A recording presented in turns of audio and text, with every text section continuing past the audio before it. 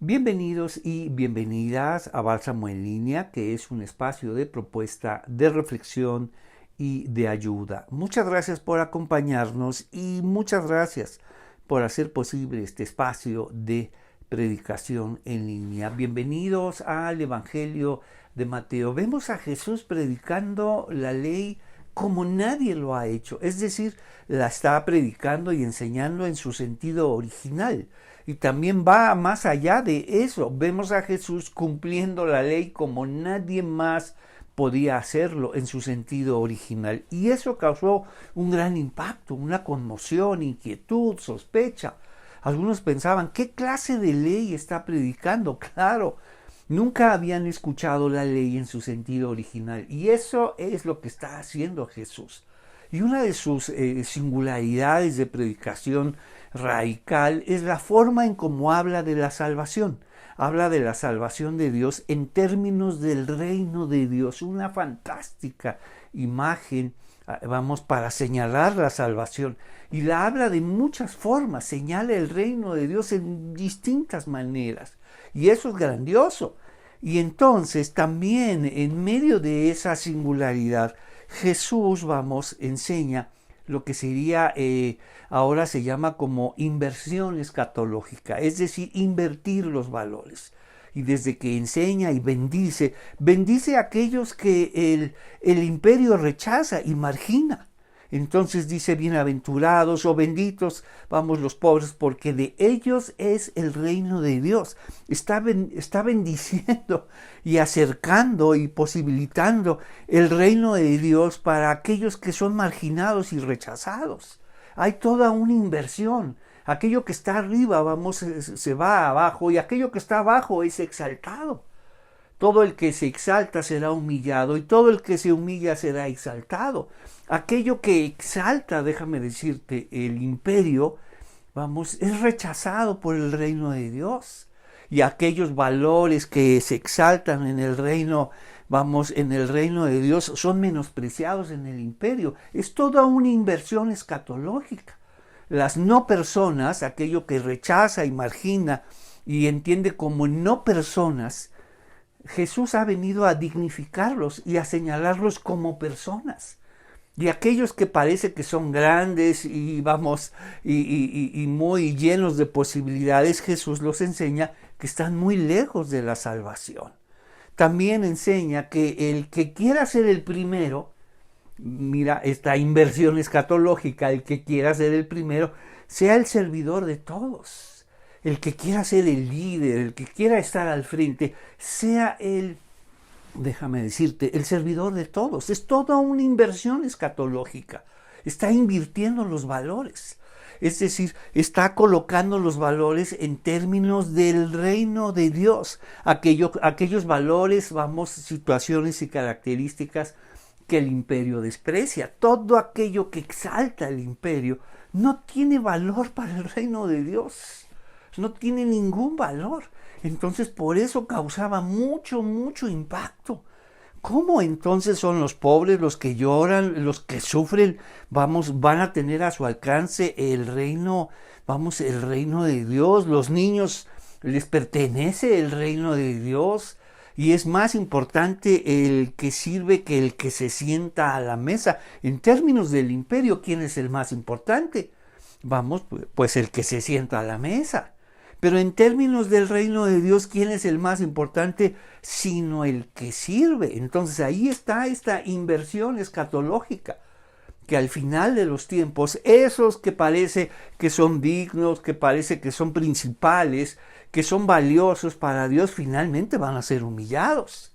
Pero esos que son marginados, señalados como nada, vamos, y lejos de Dios, serán grandemente exaltados. Eso es una inversión escatológica. Entonces, no solamente es radical el mensaje de Jesús, es decir, enseña la ley en su sentido original, cumple la ley como nadie más podía hacerla, porque la ley, vamos, el sentido de la ley es Jesús, y habla de la salvación, escucha, en términos del reino de Dios, y además desarrolla esta predicación en términos de inversión escatológica. ¡Wow!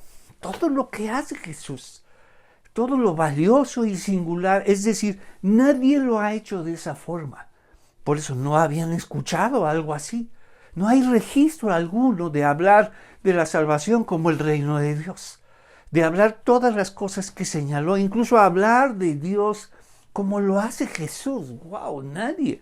Incluso por eso pensaban que ¿cómo es posible que hable de Dios como Padre? No, no puede ser, ¿no? ¿Cómo es posible que hable de Dios como Abba? No, eso es algo que no podían escuchar.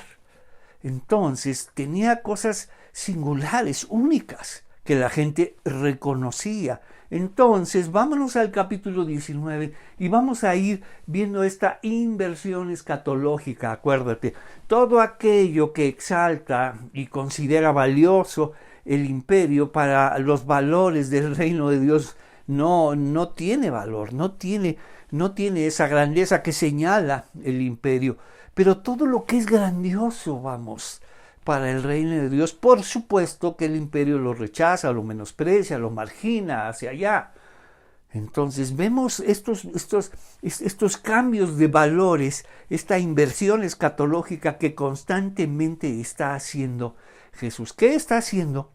Todo aquello que está siendo marginado y rechazado está llevando la salvación a ellos les pertenece. Y cuando dice les pertenece, les dice, es posible para ellos, está tan cerca para que puedan decidir por ella. Entonces nos dice Mateo 19, cierto día algunos padres llevaron a sus niños, claro. ¿Por qué lo hicieron? Porque vieron a Jesús dignificar a una no persona. ¿Qué hacen los imperios? Por supuesto, separan, estratifican, imponen sus clases, imponen sus separaciones, ¿no? Las clases altas, las clases medias, las clases bajas. Ellos imponen, estas divisiones, y también imponen esta división de personas valiosas, no tan valiosas, nada valiosas, incluso no personas. Y en esa clasificación que hacen los imperios, que es toda una inversión escatológica para el reino de Dios, aquellos que no son valiosos para el imperio, son muy valiosos para Dios. ¡Wow! ¡Qué contrasentido! Entonces, por eso tuvo tanto impacto. Si algo sucedía en los imperios es mucha gente indigna, no valiosa, despreciable, desechable, lejos de Dios. Y eso lo fomentaba también, los grandes instrumentos de los imperios, sino la poderosa tradición sacerdotal, marginando a muchísimas personas. Y los gentiles, no se digan, estaban lo más lejos posible. Sin embargo, ¿qué hace Jesús? Señala que ellos son valiosos para Dios. Y eso desconcertaba, por supuesto, a las autoridades, la poderosa tradición sacerdotal y la poderosa tradición de sabiduría que es la sinagoga. Sin embargo, ante el desconcierto de todos ellos y enojo, era una gran sorpresa que todos aquellos que durante años y generaciones enteras se habían sentido como no valiosos, ahora se entendían como valiosos para Dios, que la salvación está disponible para ellos, les pertenece la salvación. ¿Cómo es posible? Siempre hemos estado lejos de la salvación. ¿Y quién les dijo eso? La poderosa tradición sacerdotal.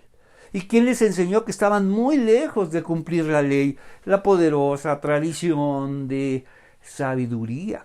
Claro. Entonces cuando llega Jesús, causa todo un impacto. Y colocar a un niño en medio, en capítulo 18 dice, por ese tiempo los discípulos se acercaron a Jesús y le preguntaron quién es el más importante en el reino del cielo. Por supuesto que están hablando en términos del imperio, no en términos del reino de Dios. Jesús llamó a un niño pequeño, a una no persona, y nos dice, y lo puso en medio de ellos. ¿Cómo? ¿Se sintieron molestos, indignados, confundidos? Traer una no persona para hablar de importancia en el reino de Dios. Por eso hay toda una inversión escatológica. ¿Quieren saber quién es importante en el reino de Dios aquellos que ustedes consideran no importantes, incluso no personas. ¿Qué inversión escatológica estaba haciendo? Eso es radical para el mensaje de Jesús. Jesús llamó a un niño pequeño y lo puso en medio de ellos. Entonces dijo: les digo la verdad, a menos que se aparten de sus pecados y se vuelvan como niños, no entrarán en el reino de Dios. ¡Wow! ¡Qué mensaje! ¡Qué manera de invertir los valores! Aquello que es despreciado y no persona, es valioso para Dios y para el reino de Dios. Entonces, probablemente, pues muchos padres se vieron animados. Entonces, nuestros hijos pueden ser bendecidos, claro.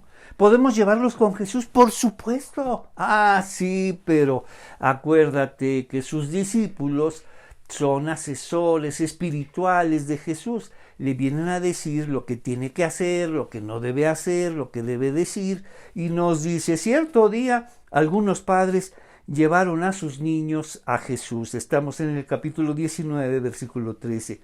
Para que pusiera sus manos sobre ellos, por supuesto. ¿Por qué lo llevaron con Jesús? Porque Jesús dignificaba a los niños como personas valiosas, como aquellos a que les pertenece el reino de Dios. ¡Wow! ¡Cuántas bendiciones para ellos! No estaban acostumbrados a eso. En un mundo donde solo prevalecían los hombres adultos y privilegiados, muchas personas, hombres y mujeres, quedaban marginados.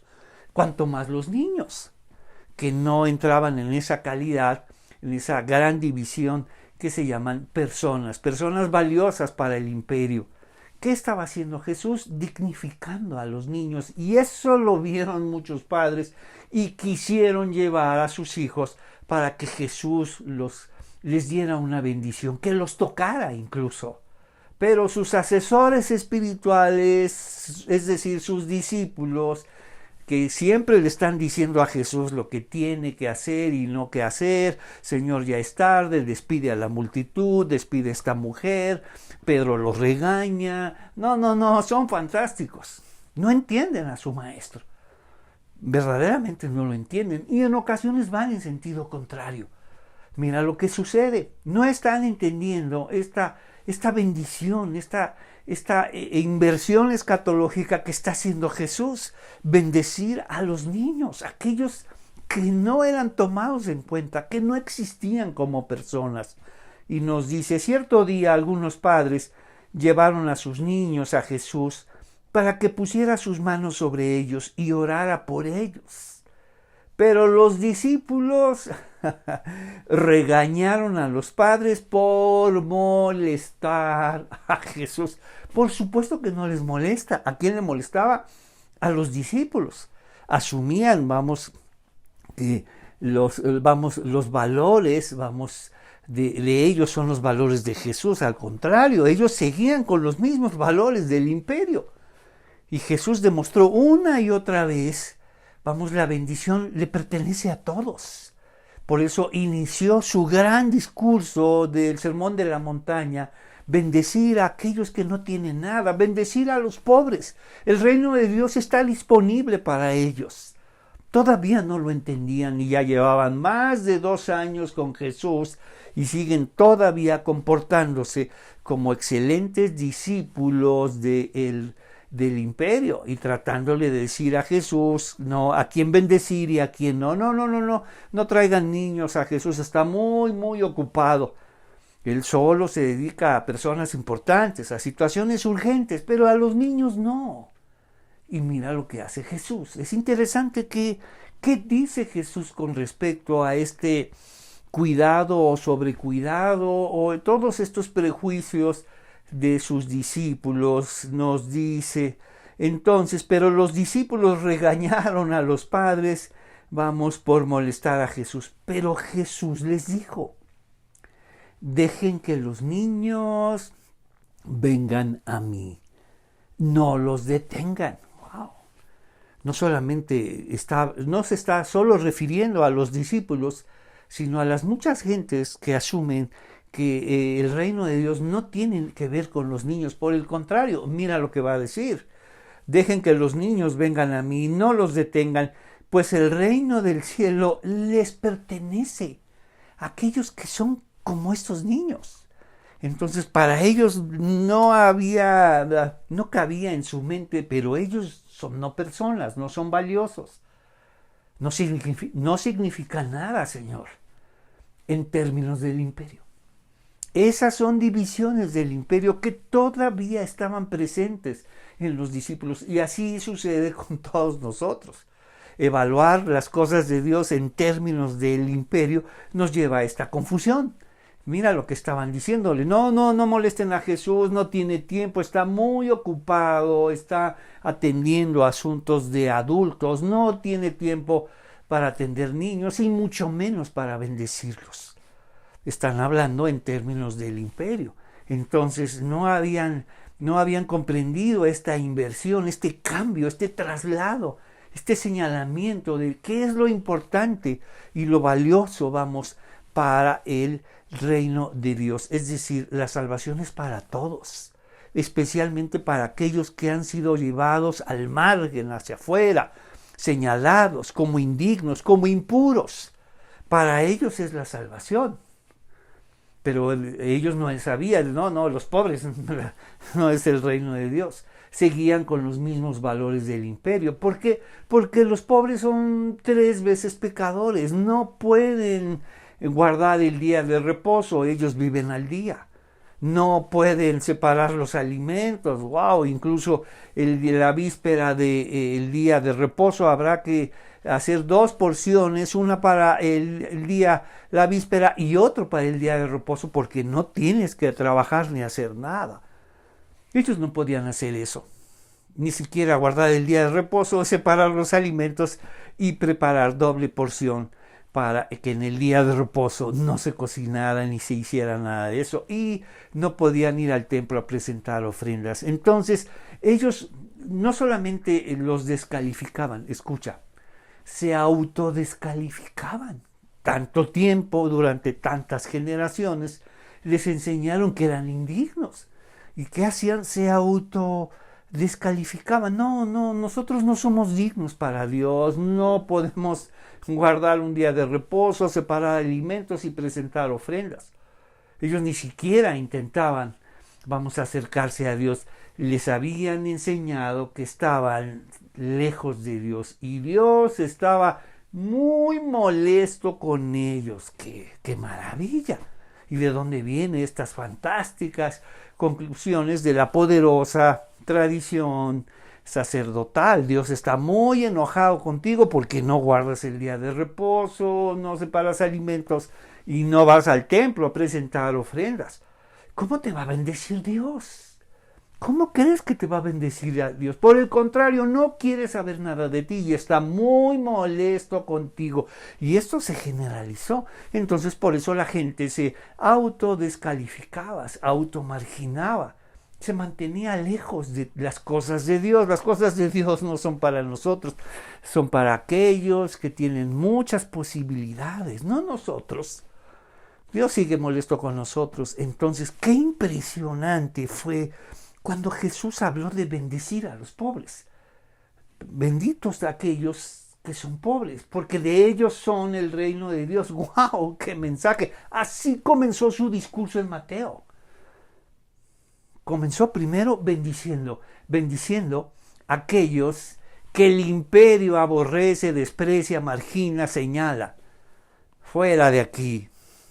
Comenzó bendiciendo a ellos. Ustedes son benditos. Bienaventurados ustedes todos, aquellos que han sido marginados y relegados, porque de ustedes es el reino de Dios. Acercó la salvación y está disponible para ustedes. ¡Wow! ¡Qué mensaje! ¡Qué radicalidad! Es algo singular en la predicación de Jesús. Entonces dice, no los detengas, pues el reino del cielo, la salvación les pertenece a ellos, Señor. Claro, mientras que ellos estaban regañando a los papás: fuera de aquí, tenemos cosas más importantes que hacer que bendecir a niños. Entonces, Pero los discípulos regañaron a los padres por molestar a Jesús. Pero Jesús les dijo: dejen que los niños vengan a mí, no los detengan, pues el reino del cielo pertenece a los que son como estos niños. Entonces, eso es grandioso. ¡Qué imagen! ¡Qué escena! Entonces les puso las manos sobre la cabeza y los bendijo antes de irse. ¡Qué bendición! Qué extraño para sus discípulos, Señor, pero son niños, ellos no importan, ellos no existen, ellos no tienen ningún valor para el imperio. Pero para el reino de Dios, ¿a quién le está otorgando el reino de Dios? No los detengan, pues el reino del cielo les pertenece, está disponible para ellos. Esta es una inversión escatológica. Para ese mundo, para quienes es la salvación, para los notables, para los principales, con muchas posibilidades y privilegios y con un gran linaje, para ellos es la salvación. Sin embargo, Jesús invierte todo y les dice: no, la salvación no es para ellos, sino para aquellos que ustedes han colocado en lo más bajo de la sociedad. Entonces, nos dice, vámonos a Mateo 19, y Jesús sigue con su gran predicación, su singularidad de hablar la salvación en términos del reino de Dios, y ahora señalando una gran inversión escatológica, y dice: los niños. Algunos padres llevaron a sus hijos para que pusiera sus manos sobre ellos, pero los discípulos regañaron. Especialistas, esos son. ¿Quieres saber quiénes son los discípulos de Jesús? Se la pasan regañando a todos. Entonces regañaron a los padres por molestar a Jesús. ¿En dónde están los discípulos? ¿En dónde están? Siguen pensando en términos del imperio, por eso les costó mucho trabajo.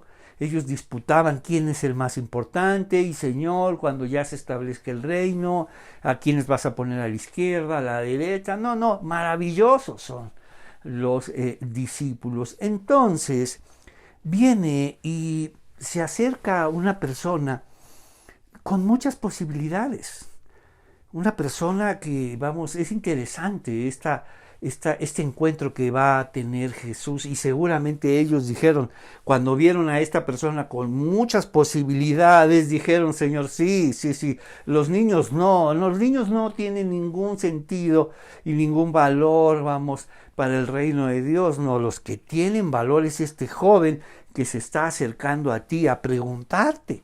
Entonces ellos como que se sienten desconcertados porque está señalando a los niños como valiosos, como dignos del reino de Dios, mientras que luego muchas veces cuando las personas se acercan a Jesús, ciertas personas, más que alentarlos a seguirlo, parece que los desalienta, parece que no solo los desalienta, los confronta. Señor, son los fariseos, ¿no te das cuenta que acabas de ofender a los fariseos? Señor, mira lo que acabas de hacer.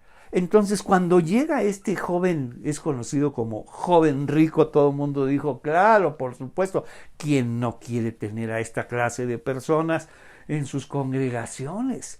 Todos los privilegios. Y mira lo que está pensando. Y esto, sus preguntas, sus cuestionamientos nos hablan de cómo se piensa del reino de Dios, cómo se piensa de la salvación y la vida eterna. ¿En términos de qué? De posibilidades. Recuerda, una de las características del imperio es que todo es una mercancía. Todo es mercancía. Incluso la salvación es una mercancía. Entonces, si es una mercancía, tienes que pagar por ello, te tiene que costar, tienes que trabajar. No, y si no tienes posibilidades, adiós salvación. Si no tienes manera de trabajar por ella o no tienes las posibilidades y privilegios, adiós. Mientras que la salvación en el reino de Dios es todo lo contrario, una inversión escatológica extraordinaria. Mientras que aquí es una mercancía que tienes que pagar por ello, tienes que demostrar ser digno de esa salvación. En el reino de Dios es un regalo, es algo que se otorga.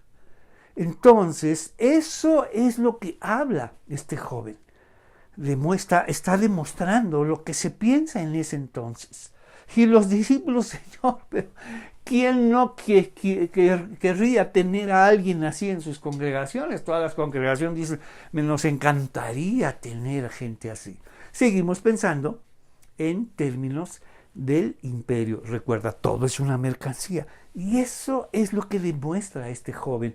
Nos dice así, alguien se acercó a Jesús con la siguiente pregunta. ¿Por qué no le dijeron, no, Jesús está muy ocupado? No, porque desde que lo vieron, no, bajar, caminar y llegar, Señor, por favor, atiende a esta persona. A los niños no, hay sus padres, por favor, váyanse, Jesús está muy ocupado. ¿Por qué no pararon a este joven? ¿Sabes qué, joven? Puedes venir mañana porque Jesús está muy ocupado. Por el contrario, dijeron, Señor, por favor, deja de bendecir niños. Mira quién viene a preguntarte algo. No, fuera los padres. Y dijeron, no, él sí es digno del reino de Dios. Mira lo que dice. Alguien se acercó a Jesús con la siguiente pregunta, Maestro, ¿qué buena acción tengo que hacer para tener la vida eterna? Claro, mira, claro, Señor, seguramente un rostro de aprobación y ademanes dijeron, mira, Señor, a él sí debes atenderlo, no a los padres que traen a sus hijos, que no molesten. ¿Por qué no le dijeron eso al joven? Porque, claro, era evidente con un joven con posibilidades, recursos, linaje, no, era notorio que sí era la persona adecuada para hablar de estas cosas. Pero mira cómo habla. ¿Qué tengo que hacer para heredar la vida eterna? Claro, la vida eterna en términos del imperio es una mercancía. Hay que hacer algo, trabajar, pagar, merecerla, esforzarse. Es una mercancía. Igual los discípulos. ¿Quién es el más importante? ¿Quién es el más importante en el reino de Dios que está hablando? ¿Quién es el más importante por encima de todos? Cuando Jesús dijo en una inversión escatológica, el que quiera ser el primero, sea el servidor de todos. Cuando ellos estaban hablando, ¿quién va a estar, cuando venga el reino de Dios, quién va a ser el principal de los discípulos? ¿Quién va a ser el jefe de los apóstoles? ¿Quién va a ser el líder? Siguen pensando en esos términos. Y mira lo que hace este joven, que por supuesto fue bien recibido y los discípulos seguramente le hacían cara, Señor, mira, él, velo, Señor. Ojalá tuviéramos así muchos discípulos. No. Nadie como este joven. No, y las congregaciones, no sabes cómo oran y anhelan que tuvieran así llena la congregación, jóvenes con posibilidades, recursos, linaje, y hablar de la vida eterna. Entonces, alguien se acercó a Jesús con la siguiente pregunta, Maestro, ¿qué buena acción tengo que hacer para tener la vida eterna? Mira, en términos de qué está pensando. En términos del imperio, es una mercancía donde hay que hacer algo para obtenerla. Yo sí puedo obtenerla y los demás, no, ellos no pueden hacer nada.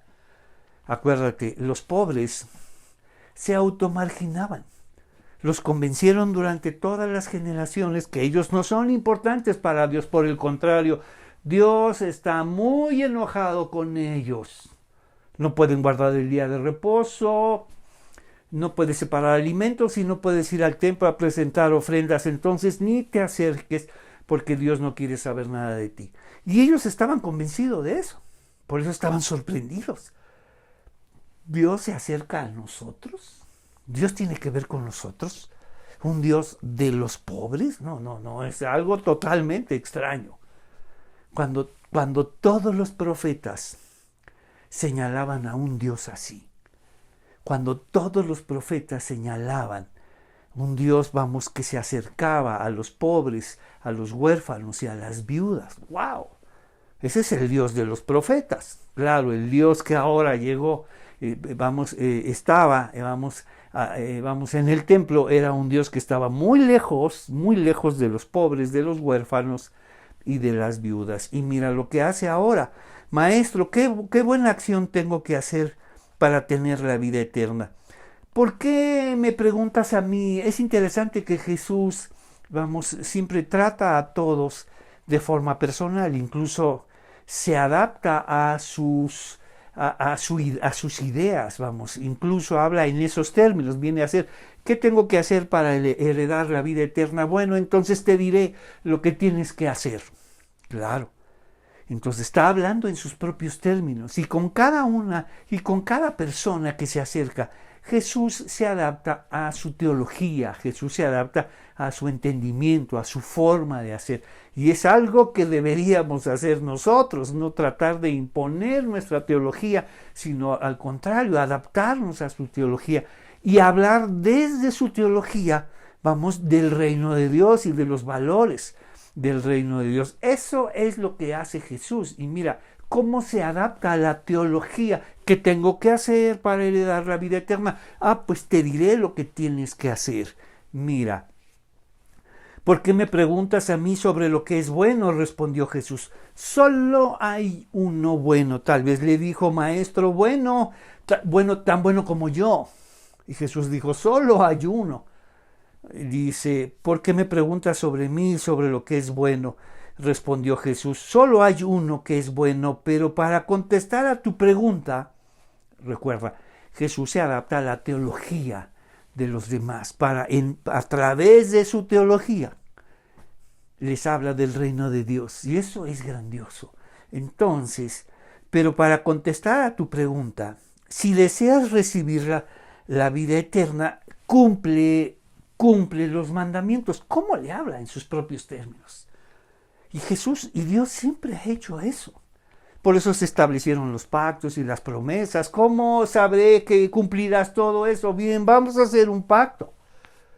¿Cómo se adapta Jesús a nuestras teologías, a nuestras inseguridades, a nuestra desconfianza? Vamos a todo lo que no entendemos. Está bien, ¿qué tengo que hacer para tener la vida eterna? Eso no lo pregunta un pobre, una persona que está lejos. ¿Qué tengo que hacer? Dice, él asume que son muchas son las cosas que tendría que hacer y que no están a mi alcance. El pobre no se pregunta, el pobre solo se pregunta para sacar el día y ya. Ellos viven al día. No tienen tiempo para preguntar qué tengo que hacer para heredar la vida eterna. Ellos solo pueden pensar, ¿qué tengo que hacer hoy para sacar el día? Para sobrevivir hoy.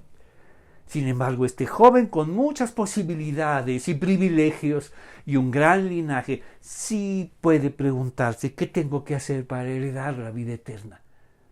Esa pregunta no es de todos. Los pobres dicen, ¿qué tengo que hacer para sacar el día? Para poder comer hoy, para poder darle de comer a mi familia, para tener trabajo. Listo. Ellos ni siquiera saben que están lejos de la vida eterna, saben que no es para ellos, que hay muchas cosas que hacer para merecerse, pagar, comprar, trabajar por la vida eterna. Les habían enseñado que la vida eterna se obtiene, se trabaja, se logra. ¿Y quién enseñó todo eso? La poderosa tradición sacerdotal que está subordinada al imperio. Y por lo tanto va a señalar y enseñar una salvación por la cual no es de todos. Por ejemplo, primero, no es de todos. Es de ciertas personas con linaje, con posibilidades, con pureza de corazón. ¡Qué maravilla!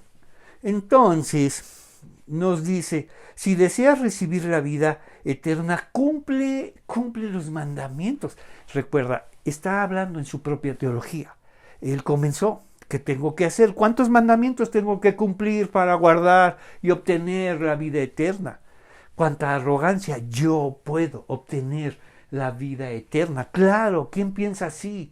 Alguien con muchas posibilidades, la vida eterna la puedo obtener. Puedo disponer de ella, puedo trabajar por ella y el pobre ni siquiera piensa en ella. Solo piensa en la comida del día de hoy y se acabó. Entonces, ¿cuáles? Preguntó el hombre. ¿Cuáles, Señor? Porque él está seguro que ha cumplido muchos mandamientos y Jesús elige. Es interesante la selección que va a hacer Jesús. Acude al decálogo, vamos, de Éxodo 20 y Deuteronomio 5 y elige el número 6, 7 y 8 y coloca el 5 al final y después de ahí se va a Levítico 19. Vamos, mira cómo selecciona todo eso. Porque le dice, ¿qué mandamientos debo hacer? ¿Qué debo hacer para obtener la vida eterna? Escucha. Y Jesús le dice, está bien, habla en sus propios términos, tienes que guardar los mandamientos. Y el joven rico dice, ¿cuáles? Eso jamás lo diría un pobre. ¿Cuáles mandamientos debo guardar? Ellos saben, nosotros no guardamos ningún mandamiento. Nosotros quebrantamos y violamos la ley todo el tiempo, porque no tenemos posibilidades. Ellos ni siquiera se preguntan eso. Pero este joven sí. Y dice, ¿cuáles? Y Jesús hace una selección, 6, 7, 8. Y además el 5, que es muy importante, lo coloca al final y termina esta selección con Levítico 19. Es grandioso. Y mira lo que le dice. Jesús le contestó, no cometas asesinato, no cometas adulterio, no robes, no des falso testimonio. ¿Y cómo coloca el 5? El primer mandamiento, porque en el decálogo, está dividido en dos partes. Los primeros 4 tienen que ver con nuestra relación con Dios y los siguientes 6, la segunda parte del decálogo, tienen que ver con nuestra relación con nuestro prójimo. Y el primero de esos 6 es el 5 y tiene que ver con nuestra relación con nuestros padres. Es interesante cómo está formado el decálogo. Los primeros 4 tienen que ver, recuerda, con nuestra relación con Dios. Y después los primeros tienen que ver con nuestra relación con los demás. Y el primero de esa relación con los demás es nuestra relación con nuestros padres. O sea, si no aprendes a relacionarte con tus padres primero, no vas a poder relacionarte con los demás.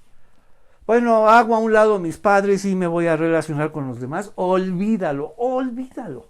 Si no aprendes a relacionarte con tus padres, lo demás no va a funcionar. Será una ficción. No, yo me llevo muy bien con todos, aun cuando no quiero saber nada de mis padres. Eso es una ficción, porque está colocado de esa forma. Por eso después se hace una síntesis, amarás a Dios y después amarás a tu prójimo. Y esa es la síntesis que coloca Jesús al final y nos dice, entonces no des falso testimonio. Mira cómo coloca el 5 al final y nos dice, honra a tu padre y a tu madre, y después una síntesis. Ama a tu prójimo como a ti mismo. Y lo que es grandioso, una persona pobre diría, jamás he cumplido los mandamientos. Ni siquiera sé cuáles son, Señor. Ni siquiera sé cómo agradarte. Porque ya sé que estamos lejos de ti y estamos marginados, señalados, y nos han dicho una y otra vez que estás muy enojado con nosotros. Pero cuando Jesús habla en sus propios términos, en su propia teología, que tengo que guardar, cuántos, que tengo que obedecer, qué tengo que hacer, te diré lo que tienes que hacer. Guarda los mandamientos, ¿cuáles? Y los enumera, 6, 7, 8, luego 5 y luego Levítico 19, y le dice, y mira la respuesta, esa es grandiosa. ¿Quién puede responder así? Alguien con muchas posibilidades. Escucha, la teología del privilegio. He obedecido todos esos mandamientos. Y dices, wow, Señor, y los discípulos, Señor, mira, escúchalo. Esa clase de discípulos son los que necesitamos, no los niños, los pobres, los enfermos.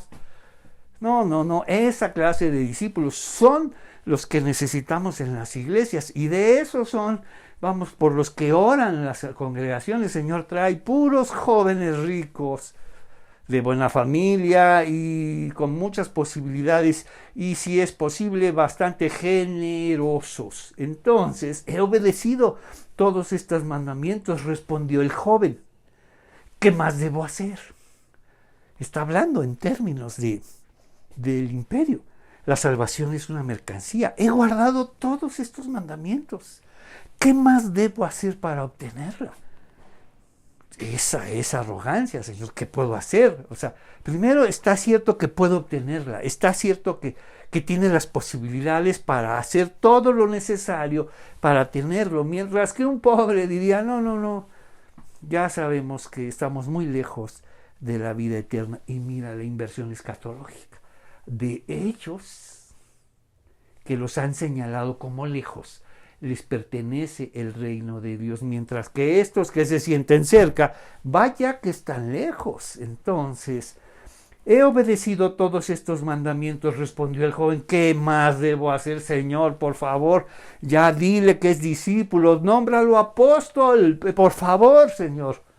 Ya los discípulos le estaban haciendo su ficha, le estaban llenando su documento de pertenencia a la iglesia, a la congregación, a la denominación.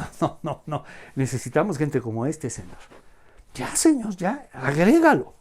Nómbralo discípulo, apóstol. No, ya. Necesitamos a gente así, que guarda los mandamientos con posibilidades. ¿Qué más podemos pedir? Nos dice Jesús, le dijo, está bien, si deseas ser perfecto, porque eso es lo que quieres, finalmente la vida eterna, dice, anda, vende todas tus posesiones y entrega el dinero a los pobres. La cara del joven, pero la cara de los discípulos, Dios, Señor, mira, este que viene y quiere integrarse con nosotros, lo estás echando. Pareciera que Jesús, lejos de alentar, vamos a seguirlo, pues está desalentando. Señor, ¿cómo se te ocurre decirle esto, Señor? O sea, ¿cómo primero ofendes a los fariseos? Y luego viene este joven a decirte, a preguntarte cosas bastante serias y casi ya va a ser discípulo. Nómbralo ya discípulo, intégralo, hazlo coordinador, anciano, Señor, por favor. Entonces, si deseas ser perfecto, anda, vende todas tus posesiones y entrega el dinero a los pobres. Entonces, tendrás tesoro en el cielo y después ven y sígueme. No, la cara del joven, seguramente. Pero la cara de los discípulos, Señor, ¿por qué les dices eso? No andes diciendo, seguramente, Señor, ellos ya lo hacían discípulo, apóstol, ya se hacían amigo de él, ya se imaginaban las cenas que iban a tener en su casa. No. Y Jesús lo está corriendo. No lo está corriendo, lo está confrontando. Le está diciendo, vienes en sentido contrario. Está descubriendo sus valores del imperio, ¿no? ¿Qué tengo que hacer? Guardo los mandamientos, ¿qué más me falta? ¡Wow! Está descubriendo para que él mismo pueda ver que la salvación para él es una mercancía, disponible para él, disponible con todos sus recursos, posibilidades y linaje, para él sí está disponible. Le dijo, vende todo eso. Esa aparente seguridad que tienes, esas posibilidades que según tú, puedes guardar todos esos mandamientos. Entonces ven y sígueme. Lo está invitando. Señor, ¿pero por qué? No, yo no lo corrí. Le dije, ven y sígueme, pero bajo estas condiciones. No, Señor. ¿Cuál evangelismo? ¿Cuál evangelismo? Se acaba de ir. Y mira lo que nos dice. Cuando el joven escuchó lo que Jesús le dijo, se fue triste porque tenía muchas posesiones. Esas posesiones lo poseían.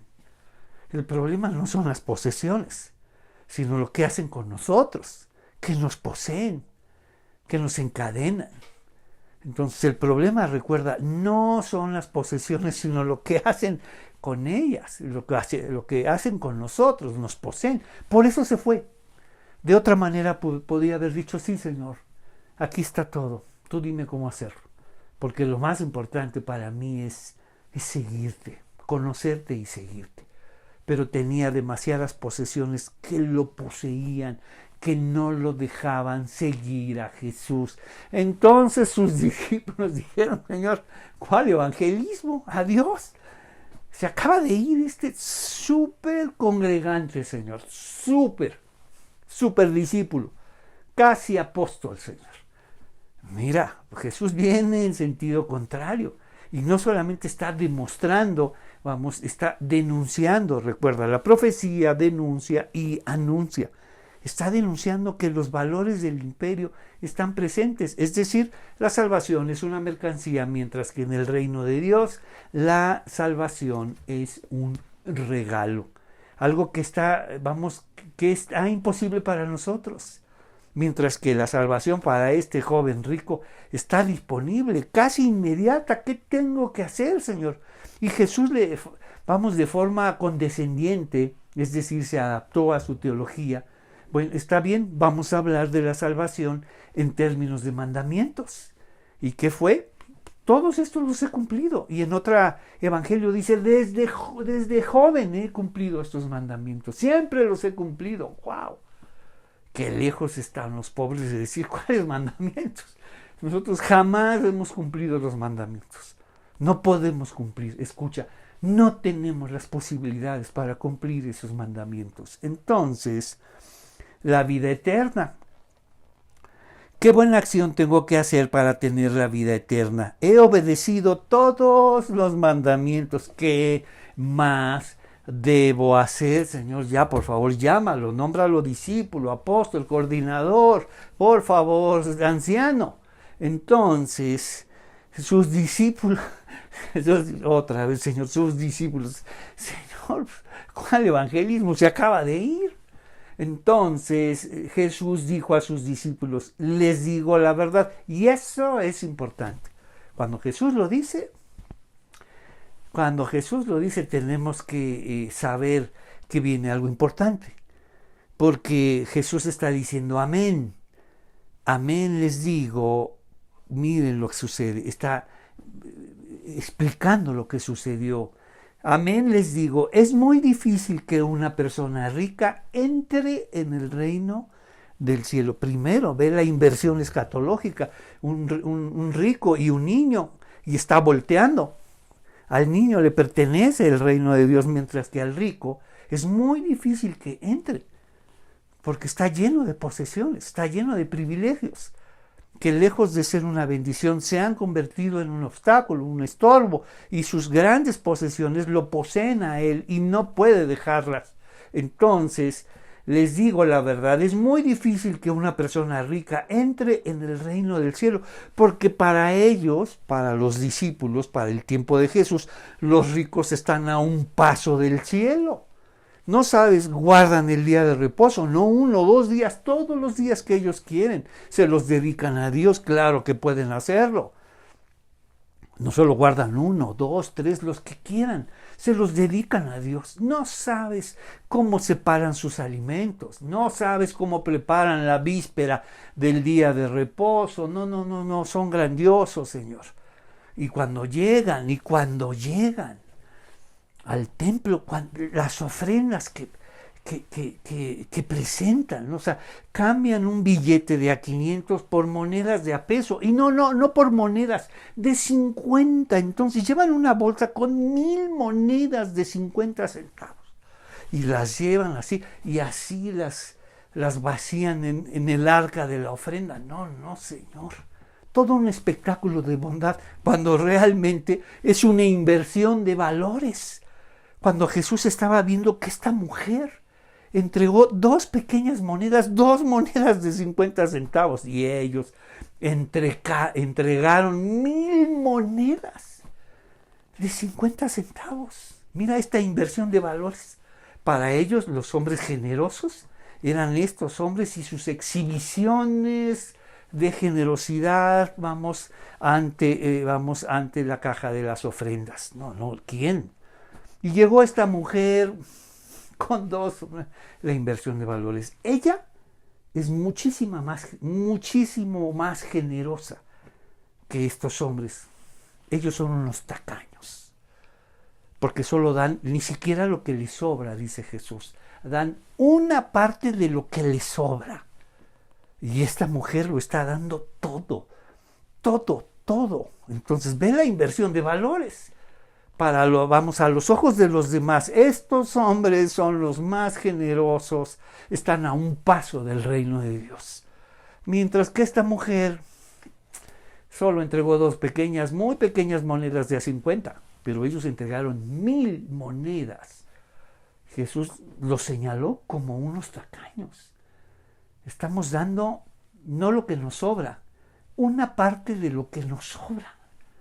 Las iglesias sobreviven no con el diezmo, sino con el diezmo del diezmo, el 1%. Así sobreviven las iglesias, no con el diezmo. Las personas, por supuesto que no están diezmando, están dando el diezmo del diezmo, es decir, el 1%. Y eso ya me di muy generoso. Es esa misma exhibición.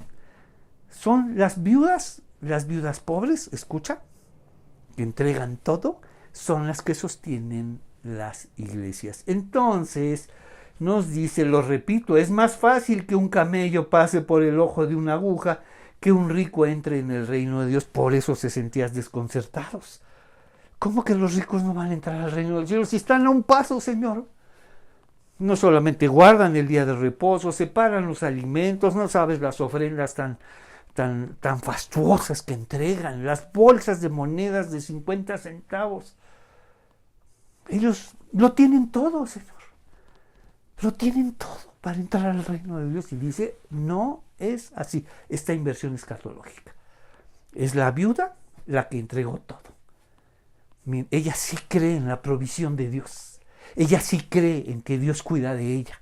Mientras que ellos, ellos cuidan a Dios, ellos cuidan del templo, ellos cuidan de la iglesia. Entonces nos dice, los discípulos quedaron atónitos. No, Señor, si ellos no van a entrar, ¿qué nos queda a nosotros? Si ellos que son, los que tienen pase automático, mira todo lo que hacen, mira cómo cumplen la ley, mira todo lo que hacen, como este joven que acabas de despedir, Señor, vaya evangelismo, Señor. Entonces, los discípulos quedaron atónitos. Entonces, ¿quién podrá ser salvo? Si ellos no, entonces, ¿qué nos queda a nosotros? Y mira, otro principio fundamental sobre la salvación. Si la salvación en el imperio es una mercancía y tienes que pagar por ello, significa que es posible para ti. Solo tienes que trabajar mucho, esforzarte, merecerla. Hay que pagar por ello, hay que trabajar por ello, hay que merecerla. Entonces es posible. Mientras que en el reino de Dios la salvación es imposible para nosotros. Porque es un regalo. Dios nos la regala. La salvación en términos del imperio es un premio. Es posible. Esfuérzate. Esfuérzate y sé valiente. Mientras que la salvación en términos del reino de Dios es un regalo. Que sí es imposible para nosotros, pero es posible para Dios y Dios quiere dárnoslas, regalárnoslas. ¿Qué tengo que hacer más que recibirla? Más que decir, Señor, estoy muy lejos de esta salvación. Te pido, ten misericordia de mí. Y nos dice, los discípulos quedaron atónitos. ¿Quién podrá ser salvo?, preguntaron. Jesús miró y les dijo, humanamente hablando es imposible. No podemos lograrlo. Pero para Dios todo es posible. Nuestra justicia no alcanza, no es suficiente. Se necesita una justicia mayor, más grande. Mira cómo está invirtiendo. Mira lo que nos dice en el versículo 14 que leímos, pues el reino del cielo les pertenece a los que son como estos niños. Entonces, versículo 23, les digo la verdad, es muy difícil que una persona entre en el reino del cielo. Esos que están arriba, quedarán abajo. Y esos que parece que siempre han señalado cómo estar aquí, ahora quedarán arriba. Esta inversión escatológica. Entonces nos dice, humanamente es imposible, pero es posible para Dios. Y esa posibilidad está delante de nosotros. El reino de Dios está cerca, ha llegado. Las señales son evidentes. Entonces nos dice, ser salvo. Los discípulos quedaron atónitos. Entonces, ¿quién podrá ser salvo? Humanamente hablando es imposible, pero para Dios es posible. Entonces los discípulos dijeron, Señor, nosotros hemos dejado todo. se les quedó muy grabado lo que les dije, lo que Jesús le dijo a este joven rico. Nos dice, si deseas ser perfecto, anda, vende todas tus posesiones y entrega el dinero a los pobres. No, no, Señor. Ellos lo oyeron y le dijeron, Señor, nosotros hemos dejado todo, todo lo hemos dejado por ti, todo lo hemos dejado por seguirte. Llevamos 2 años y medio contigo y muy pocas veces vamos a nuestras casas. Hemos dejado todo, casa, familia, trabajo, oficios, por ti. Y sí, era dejar todo, y él en su sentido literal. Seguir a Jesús era dejar todo. Dejar la casa, la familia, trabajo, amigos, todo. Vamos, en ese tiempo de Jesús nos dice, entonces Pedro le dijo, nosotros hemos dejado todo para seguirte. Entonces, si tiene algún sentido, si este joven no puede entrar, ¿qué pasará con nosotros? Y míralo, mira la promesa y la bendición que Jesús les tiene reservada. Entonces les aseguro que cuando el mundo dice, nosotros hemos dejado todo para seguirte, ¿qué recibiremos a cambio? Jesús contestó, les aseguro que cuando el mundo se renueve, mira lo que está diciendo, primero nos dice que la tierra y los cielos pasarán, y después vendrá una renovación al mundo, o sea, el cielo y la tierra pasarán, entonces, pero cuando el mundo se renueve, mira lo que está diciendo, para que Jesús nos está dando piezas escatológicas extraordinarias, que la tierra y los cielos pasarán, y después, ¿qué pasará con el mundo? Se renovará. Entonces, les aseguro que cuando el mundo se renueve, el Hijo del Hombre se siente sobre su trono glorioso. Por eso les costaba mucho trabajo cuando Jesús decía, el Hijo del Hombre sufrirá, morirá y al tercer día resucitará. Pero primero, o sea, claro. Y entonces, ¿cuál de las dos preferían? Pues la imagen gloriosa del Hijo del Hombre. Y no querían escuchar, no querían escuchar que el Hijo del Hombre sufrirá, morirá, pero resucitará al tercer día. Y esa resurrección probablemente la llevaban hasta el final de los tiempos. No sabían que la resurrección está más cerca de lo que ellos pensaban. Pero mientras tanto Jesús les dice, les habla, acuérdate, en código profético, no en primera persona, sino en tercera persona, y además con un título mesiánico que ha elegido Jesús, el Hijo del Hombre. Les aseguro que cuando el mundo se renueve y el Hijo del Hombre se siente sobre su trono glorioso, no solo eso, ya lo vieron. Jesús les permitió ver un destello de este futuro glorioso. Los vio, o sea, fue grandiosa esta transición, de esta temporalidad a la eternidad, ¿no? De esta creación con límites de tiempo y espacio a un mundo, a una eternidad sin esos límites, a un eterno presente. Entonces, en esa transfiguración pasó toda esta transición y pudieron ver ese mundo glorioso del que ahora está hablando Jesús. Y nos dice, y se siente en su trono glorioso, ustedes que han sido mis seguidores, también se sentarán en 12 tronos para juzgar a las 12 tribus de Israel.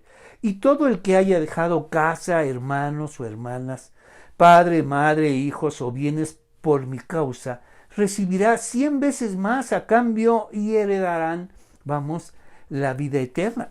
Ahora le contesta en sus propios términos. Aquello que le pidió a este joven, deja todo eso y sígueme. Y dice, entrega el dinero a los pobres y tendrás tesoro en el cielo. Y después ven y sígueme. Como ellos quedaron impactados, contesta en su propia teología ahora de Pedro y nos dice, pues muchos que ahora son importantes, recuerdas, terminamos con esa inversión escatológica, muchos que son importantes dejarán de serlo. Y esos que son poco importantes serán grandemente importantes en el reino de Dios. Pero muchos que ahora son los más importantes en ese día serán los menos importantes. Como ese joven. dice, y aquellos que ahora parecen menos importantes como ustedes, nos dice, en ese día serán los más importantes. Entonces, terminamos habiendo dejado todo, cuando cuando el mundo se renueve, qué promesa, el mundo se renovará. Aun cuando parece que se quiere destruir una y otra vez, el mundo se renovará. El Hijo del Hombre se siente sobre su trono glorioso. Ustedes que han sido mis seguidores. Qué promesas para todos aquellos que seguimos a Jesús. Qué promesas y qué seguridad para nosotros. Que la vida eterna es un regalo. Que el reino de Dios es una grandiosa imagen de salvación. Vamos, tiene que ver con esta inversión escatológica y nos dice, pero muchos que ahora son los más importantes en ese día serán los menos importantes. Y aquellos que ahora parecen menos importantes, ¿quién les enseñó a entenderse como menos importantes el imperio? Dice, ese día serán los más importantes, porque no hay nada más importante que elegir, que seguir a Jesús, elegir por Jesús y seguirlo. ¿Qué te parece si oramos? Señor, te damos gracias esta tarde, gracias por estas promesas, gracias que lo mejor y lo más importante es seguirte, aun cuando para muchos parezca menos importantes, pero para ti somos muy valiosos e importantes y te pedimos todo esto en el nombre de Jesús. Amén. Que el Señor los bendiga y nos vemos.